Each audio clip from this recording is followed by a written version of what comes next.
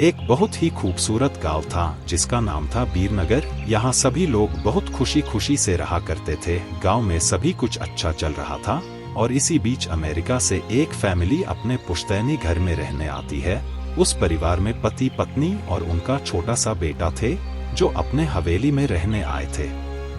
सभी के आते ही गांव वालों में खुशी की लहर दौड़ पड़ी, क्योंकि यह फैमिली कोई और नहीं बल्कि इसी गांव में रहने वाले एक पुराने जमींदार की थी और गांव वाले उनकी बहुत इज्जत करते थे। सब कुछ ठीक चल रहा था, लेकिन अचानक एक दिन इस परिवार के बच्चे की तबीयत अचानक बिगड़ने लगती है। सभी को लगता है मौसम का परिवर्तन हुआ होगा, लेकिन बात तो कुछ और ही थी। धीरे धीरे लड़के का चेहरा नीला पड़ने लगा।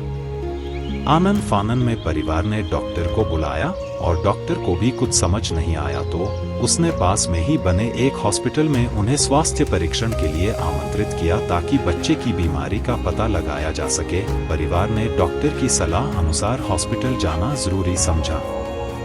सारे परीक्षण होने के बाद भी कुछ नहीं हासिल हुआ। जैसे ही सारा परिवार गांव पहुंचा तो गांव के कुछ बुजुर्गों ने बच्चे की हालत देखकर उन्हें ओझा के पास जाने को कहा। आज भी गांवों में पुराने रीति रिवाज के अनुसार झाड़ फूंक करके इलाज करने की प्रथा कायम है।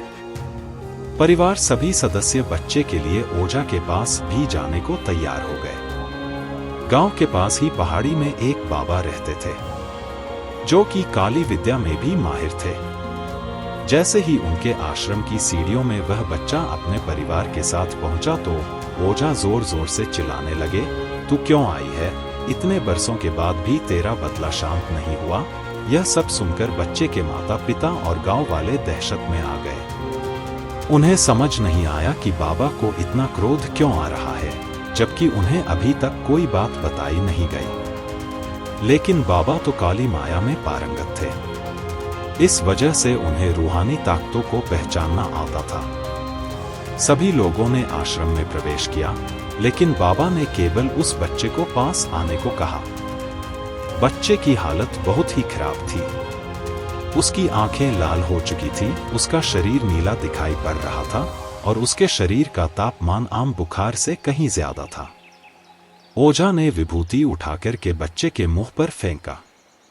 बच्चा जमीन पर लेट गया और जोर जोर से हाथ पैर हिलाने लगा।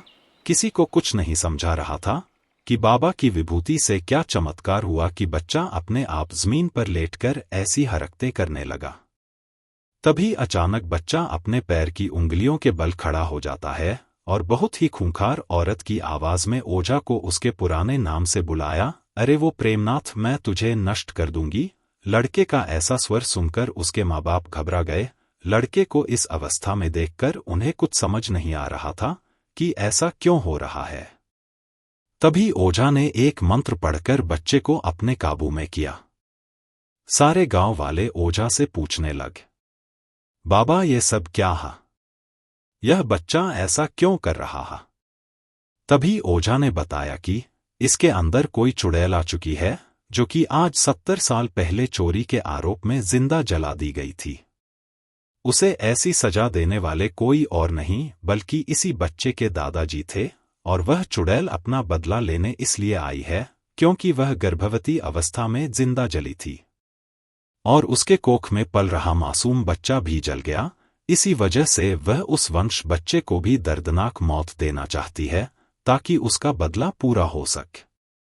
ये सारी कहानी जानने के बाद उसके परिवार वाले ओझा के सामने गिड़गिड़ाने लगे और अपने बच्चे की जान की भीख मांगने लगे। तभी ओझा ने अपनी घोर तपस्वी शक्ति से मंत्रों के उच्चारण के साथ उस चुड़ैल को मासूम बच्चे से बाहर निकाल दिया और कुछ ही क्षणों में बच्चा सामान्य हालत में आने लगा। सभी को लगा कि सब कुछ हमेशा के लिए ठीक हो गया, लेकिन यह तो एक शुरुआत थी।